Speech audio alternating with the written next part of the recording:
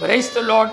கர்த்தரும் உலக இரட்சகரும் ஆகிய ஆண்டவராகிய இயேசு கிறிஸ்துவின் இனிதான நாமத்தினாலே உங்கள் யாவரையும் அன்போடு வாழ்த்துகிறேன். ஒரு புதிய நாளை தேவன் நம்முடைய வாழ்க்கையிலே கிருபையாய் கொடுத்திருக்கிறார். ஒவ்வொரு நாட்களையும் அவர் நமக்கு ஆசீர்வாதமாக கொடுத்து அவருடைய கிருபையினாலே நம்மை தாங்குகிற தேவனாகவும் நடத்துகிற தேவனாகவும் காணப்படுகிறார்.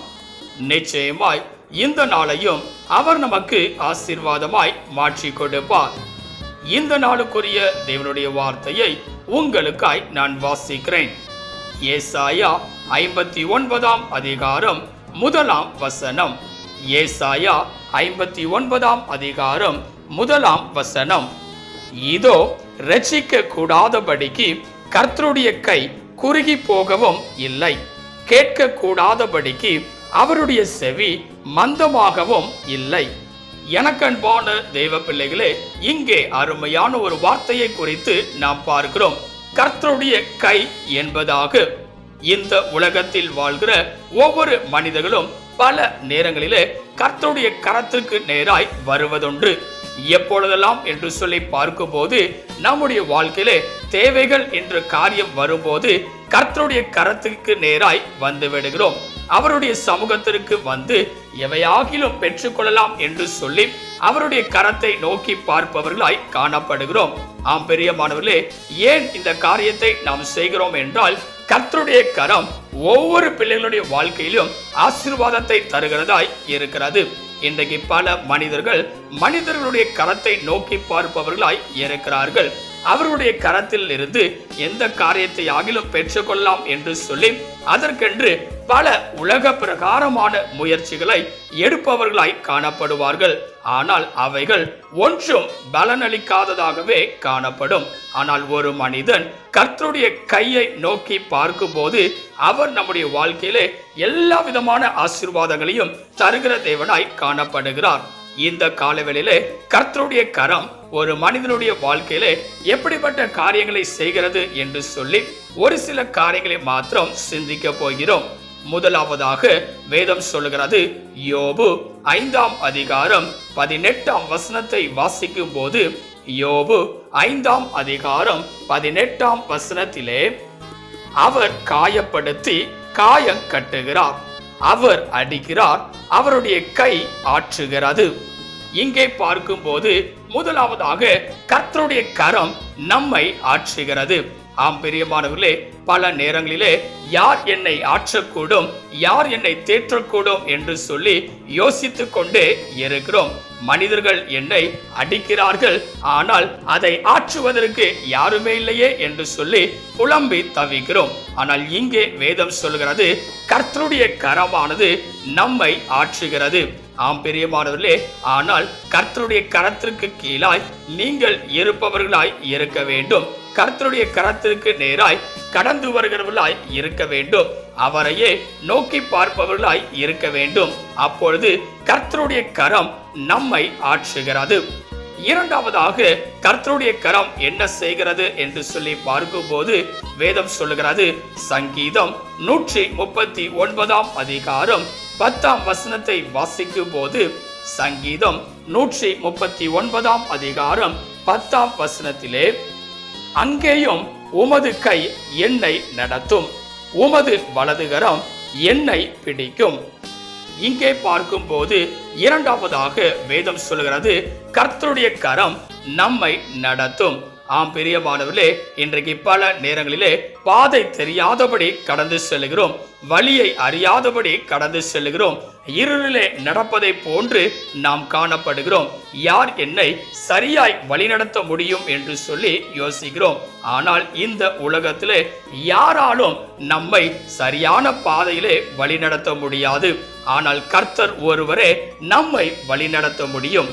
இங்கே வேதவசனம் சொல்லுகிறது, கர்த்தருடைய கரம் நம்மை நடத்தும். இந்த நாளிலே கர்த்தருடைய கரத்துக்கு நேராய் நாம் வரும்போது அவர் நம்மை நடத்துகிற தேவனாய் காணப்படுவார். ஏனென்றால் நம்முடைய வழிகளிலே பலவிதமான கோணல்கள் காணப்படலாம், பலவிதமான கற்கள் காணப்படலாம், முற்கள் காணப்படலாம். என்னுடைய வழிகள் எல்லாம் முட்கள் நிறைந்ததாய் இருக்கிறதே என்று சொல்லி பலவிதமான நேரங்களிலே யோசித்துக் கொண்டிருப்பவர்களாய் இருக்கலாம். யார் இதை சரி செய்து என்னை சரியான பாதையிலே நடத்தக்கூடும் என்று சொல்லி யோசிக்கலாம். ஆனால் இந்த நாளிலே கர்த்தருடைய கரம் உங்களை நடத்துகிறதாய் காணப்படும். மூன்றாவதாக கர்த்தருடைய கரம் எப்படிப்பட்டதாய் இருக்கும் என்று சொல்லி பார்க்கும்போது வேதம் சொல்லுகிறது, மார்க் எழுதின சுவிசேஷம் 1ஆம் அதிகாரம் 41ஆம் வசனத்தை வாசிக்கும் போது, மார்க் 1ஆம் அதிகாரம் 41ஆம் வசனத்திலே, இயேசு மனதுருகி கையை நீட்டி அவனை தொட்டு, எனக்கு சித்தம் உண்டு, சுத்தமாகு என்றார். இங்கே பார்க்கும்போது மூன்றாவதாக கர்த்தருடைய கரம் ஒரு மனிதனை சுகமாக்குகிறது. ஆம் பிரியமானவர்களே, இன்றைக்கு பலவிதமான நோய்கள் பெருகிக் கொண்டே இருக்கிறது. வியாதிகள் பெருகிக் கொண்டே இருக்கிறது. நோயினால் இன்னும் வாடிக்கொண்டே இருக்கிறனே, இதிலிருந்து எனக்கு விடுதலை உண்டாகாதா என்று சொல்லி புலம்புகிறவர்கள் அநேகர். ஆனால் வேதம் சொல்லுகிறது, கர்த்தர் நம்முடைய வாழ்க்கையிலே சுகத்தை கொடுக்கிறார். அவர் நம்முடைய வாழ்க்கையிலே தம்முடைய கையை நீட்டும் போது சுகம் உண்டாகிறது.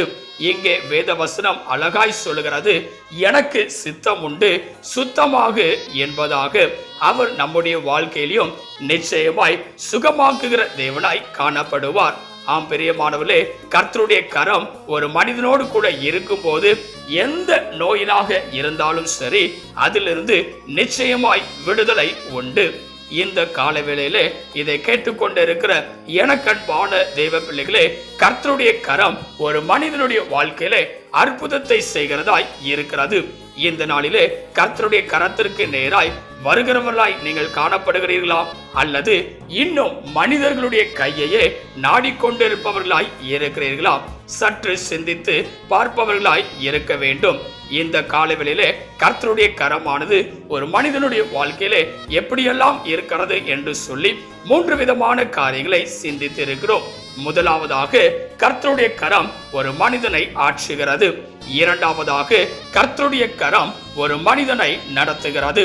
மூன்றாவதாக, கர்த்தருடைய கரம் ஒரு மனிதனை சுகப்படுத்துகிறது. இவ்விதமான ஆசீர்வாதங்களை நாமும் பெற்றுக்கொள்ள வேண்டும் என்றால் கர்த்தருடைய கரத்தை நோக்கி பார்ப்பவர்களாய் இருக்க வேண்டும். தேவனுடைய கரத்திலே உங்களை அர்ப்பணிப்பீர்களா? செபிக்கலாம். கிருபையும் இரக்கமும் நிறைந்த எங்கள் அன்பின் பிதாவே, இந்த ஆசீர்வதிக்கப்பட்டதான நல்ல கால வேளைக்காய் நன்றியோடு உம்மை துதிக்கிறோம், உம்மை ஸ்தோத்தரிக்கிறோம்.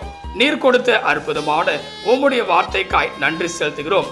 உம்முடைய கரமானது எங்களுடைய வாழ்க்கையிலே ஆசீர்வாதத்தை தருகிறது என்று சொல்லி இந்த நாளிலே நாங்கள் சிந்தித்திருக்கிறோம்.